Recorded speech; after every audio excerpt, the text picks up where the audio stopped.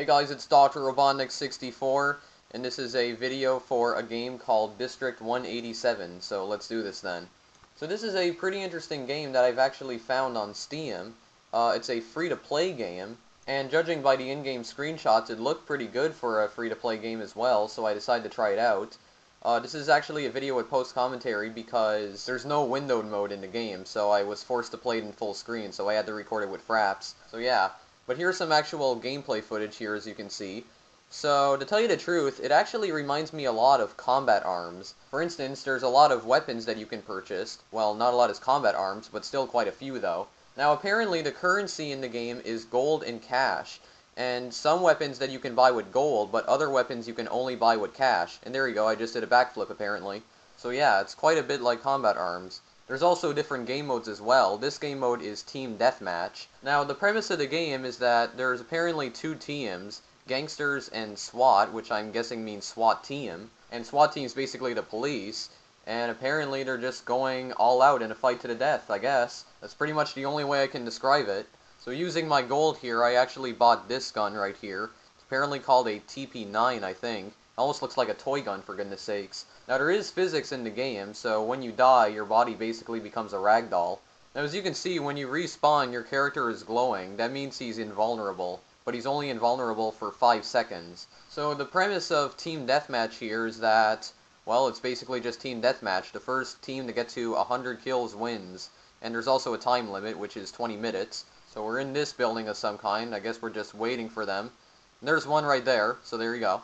Now you can also customize your character, and your character is very customizable as well. You can get him things like hats and even entirely new characters and whatnot. So yeah, there you go, I actually got somebody. And here's another thing that actually surprises me. The game runs pretty well on my computer, a pretty stable frame rate anyway. And the reason I find that surprising is because the system requirements say minimum 2 GHz processor, but recommended 3 GHz, and yet it just runs completely fine here. And for the record, the processor on my laptop is 2.1 GHz. But then again, you can configure the graphics settings, so that's probably why.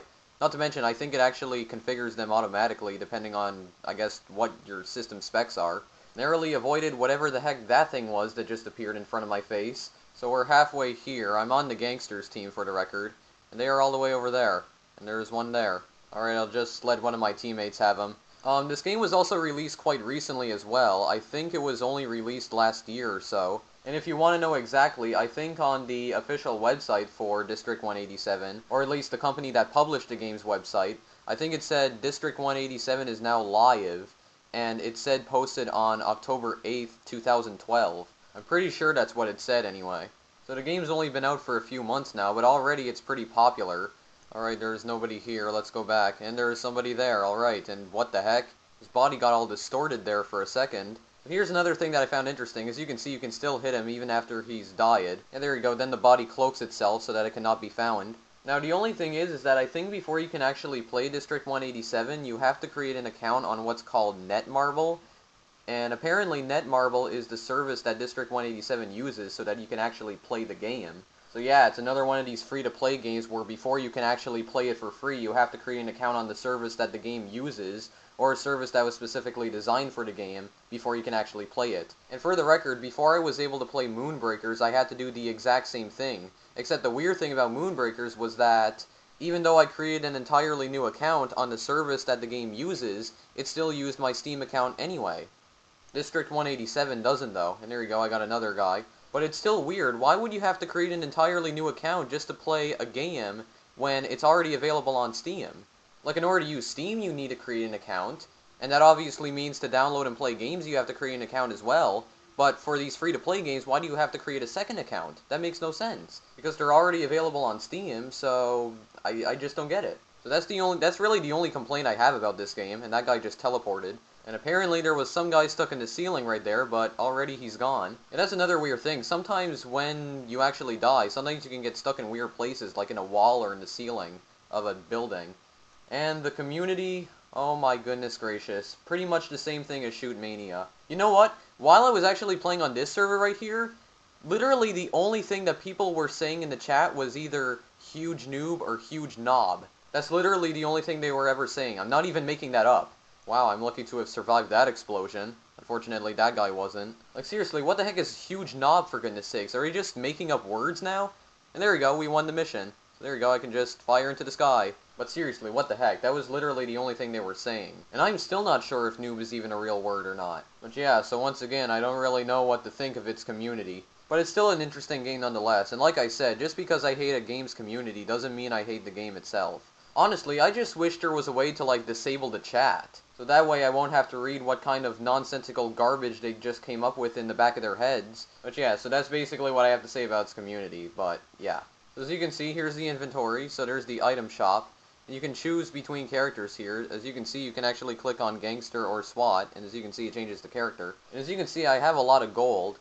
Apparently, when you first join the game, you instantly get 30,000 gold. Or basically, it starts you off with that amount. Now, the thing is that, once again, like combat arms, you can only purchase the weapons for a limited amount of time. So as you can see, I'm purchasing it here, but as you can see, I have it set for 7 days, so I just decided to go through with that. And then it tells you how much gold you'll actually have left after purchasing it, but I just decided to purchase it, so there you go. Now, if you do not have enough gold or cash to buy a weapon, you can actually preview them, and by preview them I mean like see what they would look like on your character. And it's the same thing for the costumes and whatnot, like the hats. The weapons right here are interesting though. As you can see, there's like meat axe, hand axe, Punisher. Maybe they would come in handy in medieval warfare, but I'm not exactly sure about modern warfare.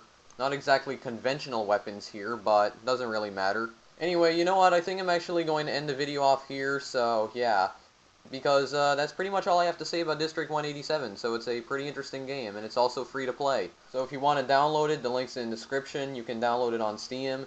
The only thing is that you'll probably have to create a Netmarble account first before you can actually play the game. I have actually found out when you first start up the game on Steam after you've downloaded it, Netmarble instantly comes up. So when it does come up, just click on create new account and, well, create a new account and whatnot, so yeah. You can also link your Steam account to Netmarble, and if you do so, you won't have to use Netmarble in order to start up the game anymore, so yeah.